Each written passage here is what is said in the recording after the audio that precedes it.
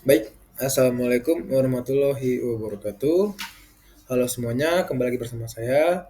Nah, di video kali ini kita bakal membahas tentang shareholder dan stakeholder dalam transformasi digital pada PT Indonesia Connect Plus atau biasa kita kenal dengan Icon Plus. Sebelumnya izin memperkenalkan diri saya, nama saya Bungaran Jeremy Jonathan Butar-Butar, NIM 2023 11086 dari kelas Manajemen Teknik A. Nah, sebelum itu kita harus tahu dulu apa sih itu sebenarnya Icon Plus. Icon Plus atau PT Indonesia Connect Plus merupakan anak perusahaan dari PT PLN Persero yang berfokus pada penyediaan layanan telekomunikasi, jaringan fiber optik dan solusi digital untuk mendukung sistem ketenaga listrikan nasional.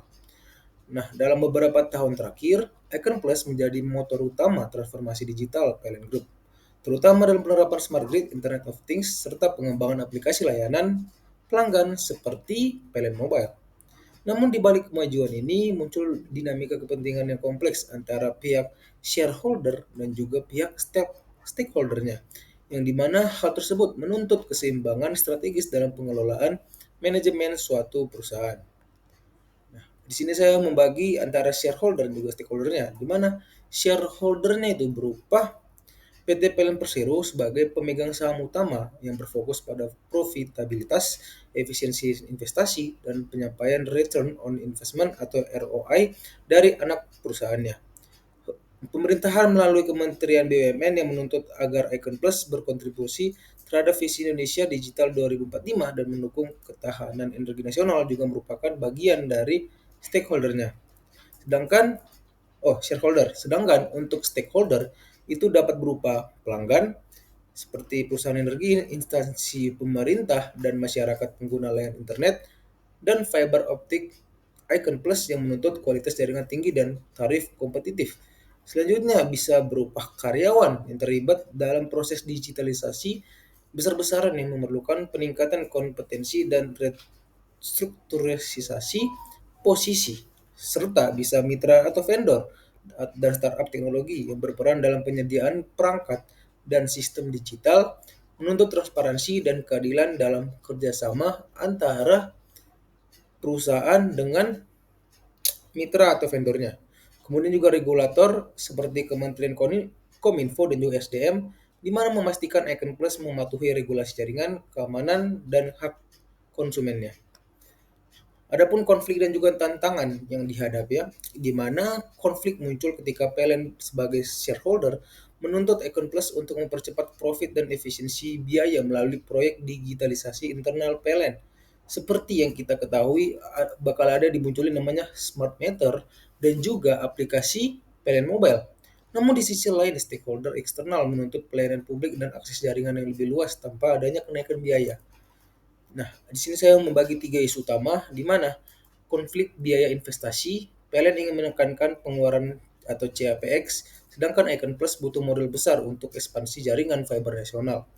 Selanjutnya isunya itu adalah isu SDM dan budaya kerja, di mana transformasi digital menuntut keahlian baru, memunculkan resistensi dari sebagian karyawan yang telah lama berada di perusahaan tersebut. Selanjutnya juga tekanan regulasi dan publik. Pemerintahan menuntut transparansi, keamanan data, dan pelanggan di tengah isu privacy digital ini. Nah, praktik industri di kasus pada dunia nyata itu sekitar tahun 2023 hingga 2024, Icon Plus ini meluncurkan proyek fiberization PLN dan digitalisasi gardu induk yang menghubungkan ribuan titik infrastruktur listrik di Indonesia dengan jaringan fiber optik miliknya. Proyek ini menimbulkan dinamika kepentingan yang kompleks seperti shareholder PLN menuntut proyek diselesaikan cepat agar efisiensi operasional PLN meningkat dan biaya O dan M berkurang. Stakeholder pelanggan internal unit atau PLN unit daerah meminta sistem stabil dan kompatibel dengan infrastruktur yang lama. Dan juga stakeholder eksternal seperti vendor teknologi menuntut proses tender yang transparan. Stakeholder juga sebagai seperti masyarakat dan pemerintahan daerah menuntut akses internet publik di wilayah terdampak oleh proyek tersebut. Nah, Icon Plus menanggapi dengan strategi manajerial yang kuat. Pertama, kolaboratif governance atau kerjasama dengan Kominfo dan pemerintahan daerah atau biasa kita dengar dengan Pemda dalam pembangunan infrastruktur digital bersama. Kemudian stakeholder mapping dan engagement yaitu mengidentifikasi kepentingan tiap pihak dan menyusun prioritas melalui risk benefit matrix, dan juga sustainability approach memastikan proyek berdampak sosial positif termasuk program CSR untuk masyarakat sekitar jalur kabel optik dari iConnect tersebut.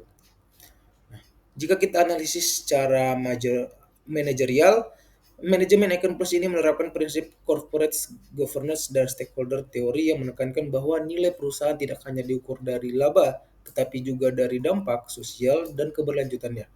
Dari sisi shareholder, Icon Plus berhasil meningkatkan efisiensi PLN melalui digitalisasi distribusi energi, pendapatan dari layanan non-PLN juga meningkat, menambah nilai bagi pemegang sahamnya.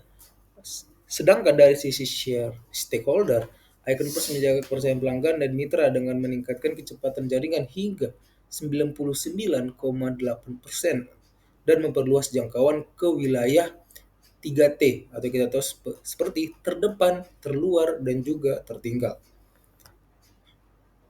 Pendekatan manajemen teknik yang diterapkan, pertama decision analysis, atau kita menggunakan data berupa data analitik untuk menilai risiko, investasi, dan ROI setiap proyek digital. Kemudian kita menggunakan metode change management, melatih ribuan karyawan PLN Group agar adaptif terhadap teknologi baru, atau simpelnya biar melek akan teknologi lah. Setelah itu sustainability engineering, yaitu mengintegrasikan aspek sosial dan lingkungan dalam proyek pembangunan infrastruktur secara digital.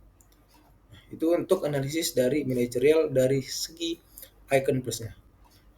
Baik, adapun kesimpulan dari presentasi ini ialah kasus Icon Plus ini membuktikan bahwa konflik antara shareholder dan juga stakeholder dapat diubah menjadi sinergi melalui strategi komunikasi, inovasi, dan tata kelola yang baik. Icon Plus berhasil menyeimbangkan kepentingan ekonomi, sosial, dan teknologi dengan menerapkan prinsip good corporate governance serta orientasi keberlanjutan.